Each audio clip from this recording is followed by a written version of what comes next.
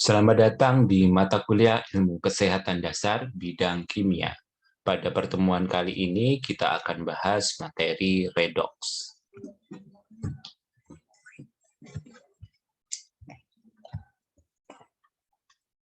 Kita mulai dari definisi reaksi oksidasi reduksi atau redox adalah reaksi yang melibatkan transfer elektron-elektron dari reaktan satu ke reaktan lainnya.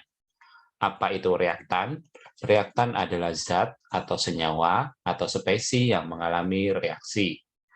Apa itu reaksi oksidasi? Reaksi oksidasi adalah reaksi pelepasan elektron. Sementara apa itu reaksi reduksi? Reduksi adalah reaksi penangkapan elektron. Implementasi reaksi oksidasi reduksi seperti contohnya yaitu proses fotosintesis, perkaratan besi, proses pembakaran. Contoh misalnya pada proses perkaratan besi merupakan reaksi oksidasi, di mana jika besi berkontak langsung dengan udara yang mengandung oksigen, besi tersebut yang berwarna hitam akan mengikat oksigen membentuk besi oksida berwarna coklat. Kemudian mengenai ciri-ciri dari reaksi oksidasi dan reduksi. Untuk reaksi oksidasi yaitu cirinya bilangan oksidasinya naik, terjadi pelepasan elektron, atom hidrogennya berkurang, atom oksigennya bertambah. Untuk reaksi reduksi yaitu cirinya bilangan oksidasinya turun, terjadi penerimaan elektron, atom hidrogennya bertambah, atom oksigennya berkurang. Berikutnya prinsip melepas dan menerima elektron, di mana reaktan yang bermuatan adalah ion. Contoh reaksi oksidasi misalnya logam Zn melepaskan 2 elektron menjadi kation Zn2+. Sementara contoh reaksi reduksi yaitu ion Cu2+ menangkap 2 elektron menjadi logam Cu atau tembaga.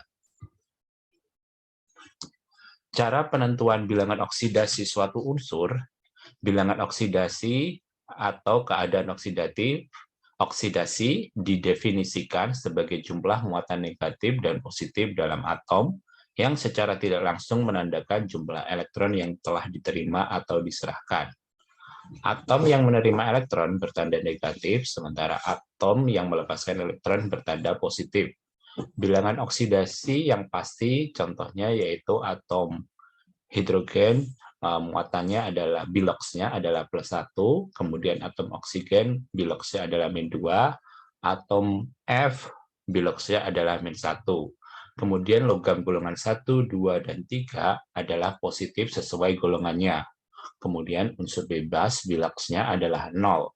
Logam dalam senyawanya biloxnya selalu positif.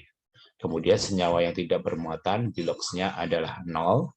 Kemudian senyawa bermuatan total biloxnya sama dengan muatannya.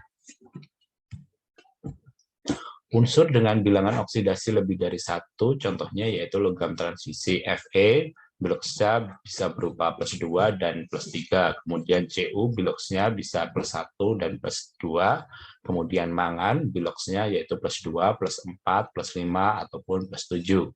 Kemudian unsur golongan utama, golongan 4A dari -4 hingga +4, golongan 5A dari -3 hingga +5, golongan 6A dari -2 hingga +6 kecuali oksigen, golongan 7A mulai dari -1 hingga +7 kecuali F.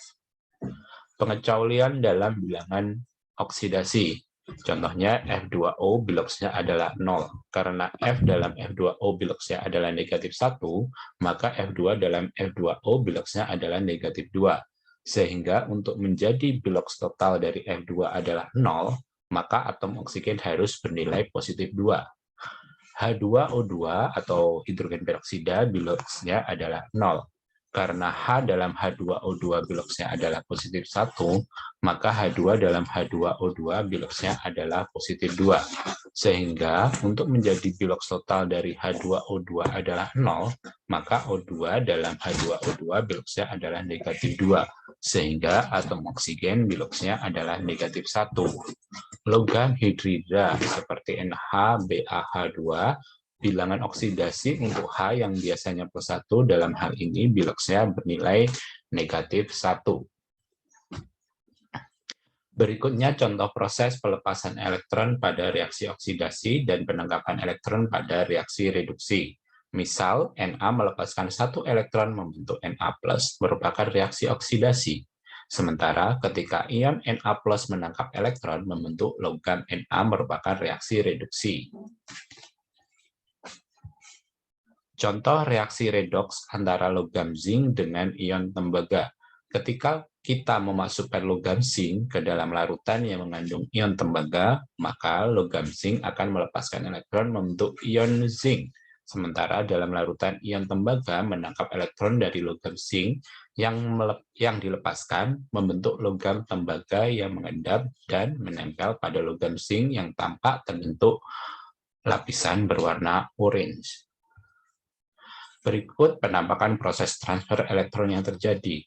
Logam zinc mengalami reaksi oksidasi, melepaskan elektron, sementara ion tembaga mengalami reaksi reduksi, menangkap elektron. Contoh reaksi redoks berikutnya antara logam aluminium atau Al dengan ion tembaga. Ketika kita memasukkan logam aluminium ke dalam larutan CuCl2, di mana larutan ini mengandung ion tembaga Cu2+, maka logam aluminium akan melepaskan elektron membentuk ion aluminium. Sementara dalam larutan, ion tembaga menangkap elektron membentuk logam tembaga yang mengendap berwarna orange. Berikut penampakan yang terjadi. Logam aluminium mengalami reaksi oksidasi membentuk ion aluminium, sementara ion tembaga mengalami reduksi membentuk logam tembaga. Kemudian mengenai istilah dalam redoks antara lain, reaksi redoks yaitu suatu reaksi yang melibatkan oksidasi dan reduksi, reaksi autoredoks disproporsionasi yaitu reaksi yang melibatkan zat yang mengalami reaksi oksidasi sekaligus reduksi. Kemudian reaksi anti-autoredoks atau komproporsionasi, kebalikan dari reaksi autoredoks. Kemudian reduktor adalah senyawa atau zat yang mengalami reaksi oksidasi. Oksidator adalah senyawa atau zat yang mengalami reaksi reduksi. Kita masuk ke soal latihan. Misalnya, identifikasi reaksi berikut, mana yang mengalami oksidasi, mana yang mengalami reduksi. Untuk reaksi A adalah logam seng yang melepaskan elektron, kemudian ion besi menangkap elektron, yang C adalah gas klor menangkap elektron. Maka jawabannya adalah pada persamaan reaksi A adalah reaksi oksidasi, persamaan reaksi B adalah reduksi, persamaan reaksi C adalah reduksi. Selanjutnya mengenai penulisan reaksi oksidasi dan reduksi. Contoh reaksi antara logam cesium dengan gas fluor membentuk senyawa CsF. Maka sebuah atom cesium kehilangan sebuah elektron untuk membentuk ion cesium adalah reaksi oksidasi. Sementara fluor menangkap elektron untuk membentuk ion fluorida adalah reaksi reduksi. Contoh reaksi redoks bersamaan antara senyawa kromium oksida dengan logam aluminium. Kita identifikasi atom kromium dalam Cr2O3 mengalami reduksi karena terjadi penurunan biloks dari positif 3 menjadi 0. Sementara atom aluminium mengalami oksidasi karena terjadi kenaikan biloks dari 0 menjadi positif 3 yang terjadi secara bersamaan. Kemudian reaksi autoredoks di mana satu reaktan mengalami reaksi oksidasi dan reduksi sekaligus. Contohnya gas klor mengalami reduksi dari biloks 0 menjadi -1 dan mengalami oksidasi dari biloks 0 menjadi +1. Kemudian reaksi anti-autoredoks di mana dua reaktan mengalami reaksi oksidasi dan reduksi sekaligus tergabung dalam satu produk. Contohnya, atom S atau belerang dalam gas H2S mengalami oksidasi dari biloks -2 menjadi 0. Kemudian atom S atau belerang dalam gas SO2 mengalami reduksi dari biloks +4 menjadi 0, di mana keduanya membentuk satu produk yaitu padatan belerang. Selanjutnya, menentukan reduktor dan oksidator dalam persamaan reaksi. Kita ingat dulu bahwa reduktor adalah spesimen yang mengalami oksidasi dan oksidator adalah yang mengalami reduksi. Contoh reaksi antara KMnO4 dengan HCl, di mana Mn atau logam mangan di dalam senyawa KMnO4 mengalami penurunan biloks dari positif 7 menjadi positif 2 di dalam senyawa MnCl2. Maka Mn mengalami reduksi dan bertindak sebagai oksidator, sementara Cl dalam HCl mengalami kenaikan biloks dari negatif 1 menjadi 0 pada Cl2. Maka Cl mengalami oksidasi dan bertindak sebagai reduktor. Contoh berikutnya kita lihat dulu persamaan reaksi satu antara gas hidrogen dengan oksigen membentuk air atau H2O, di mana atom H dalam H2 mengalami kenaikan biloks dari 0 menjadi positif 1, berarti mengalami oksidasi, sehingga bertindak sebagai reduktor. Sementara atom O dalam O2 mengalami penurunan biloks dari 0 menjadi negatif 2, berarti mengalami reduksi, sehingga bertindak sebagai oksidator. Berikutnya persamaan reaksi 2. Atom Cu mengalami kenaikan biloks dari 0 menjadi positif 2, berarti mengalami oksidasi, sehingga bertindak sebagai reduktor. Sedangkan atom N mengalami penurunan biloks dari positif 5 menjadi positif 4, berarti mengalami reduksi sehingga bertindak sebagai oksidator. Berikutnya contoh latihan soal. Pada kacamata hitam, sinar UV light membentuk suatu reaksi oksidasi reduksi antara ion Ag+ dan Cl-. Tentukan manakah yang teroksidasi dan manakah yang tereduksi. Maka jawabannya adalah yang teroksidasi adalah Cl- karena melepaskan elektron menjadi Cl, sementara yang tereduksi adalah ion Ag+ karena menangkap elektron membentuk logam Ag atau perak. Berikutnya, identifikasi manakah reaksi oksidasi dan reduksi. Yang pertama, antara logam magnesium dengan ion H+ menjadi Mg2+ dan H2. Yang kedua, antara logam aluminium dengan Br2 menjadi senyawa AlBr3. Maka pada persamaan reaksi 1, reaksi oksidasi dialami oleh logam Mg yang melepaskan elektron membentuk ion Mg2+. Dan reaksi reduksi dialami oleh ion H+ yang menangkap elektron membentuk gas H2. Pada persamaan reaksi 2, reaksi oksidasi dialami oleh logam Al yang melepaskan elektron membentuk ion Al3+, dan reaksi reduksi dialami oleh gas Br yang menangkap elektron membentuk ion Br-. Contoh penerapan redoks dalam bidang kesehatan. Oksidasi pada kulit manusia. Tubuh akan berinteraksi dengan oksigen setiap harinya. Ini karena setiap sel, organ, dan jaringan tubuh membutuhkan oksigen untuk menghasilkan energi. Meski demikian, zat limbah atau sisa metabolisme akan menghasilkan radikal bebas di dalam tubuh. Apabila kadarnya berlebih, hal ini menyebabkan bahaya oksidasi berupa stres oksidatif. Stres oksidatif terjadi ketika jumlah radikal bebas melebihi jumlah antioksidan dalam tubuh. Keberadaan radikal bebas dalam jumlah yang berlebih tentu berisiko menimbulkan penyakit. Oleh karena itu, penting untuk mencukupi kebutuhan antioksidan guna mengurangi kerusakan sel tubuh akibat bahaya oksidasi tersebut.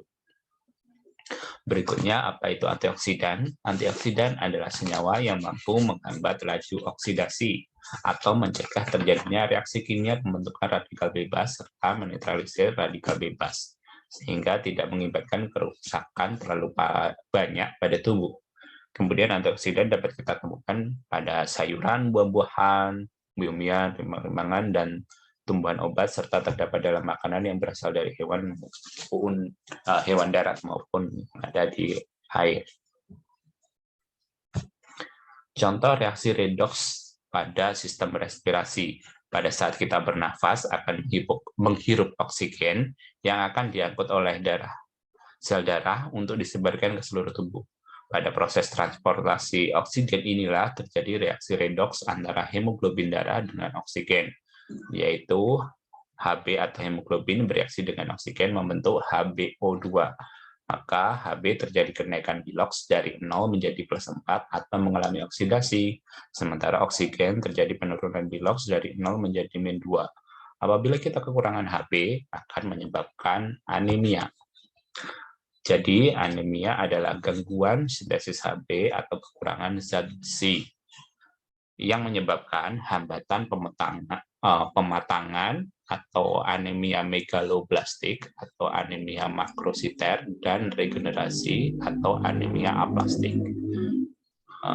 Kemudian terjadi percepatan kerusakan RBC atau anemia hemolitik dan perdarahan akut atau kronis.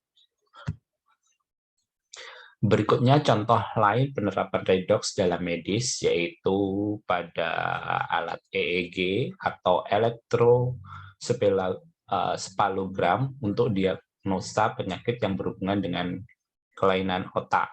Kemudian yang kedua yaitu EKG untuk diagnosa penyakit yang berhubungan dengan jantung, di mana alat-alat tersebut memanfaatkan aliran listrik atau transfer elektron dalam otak atau organ yang ditangkap suatu elektroda dari alat tersebut dan kemudian diterjemahkan untuk mendiagnosa suatu penyakit.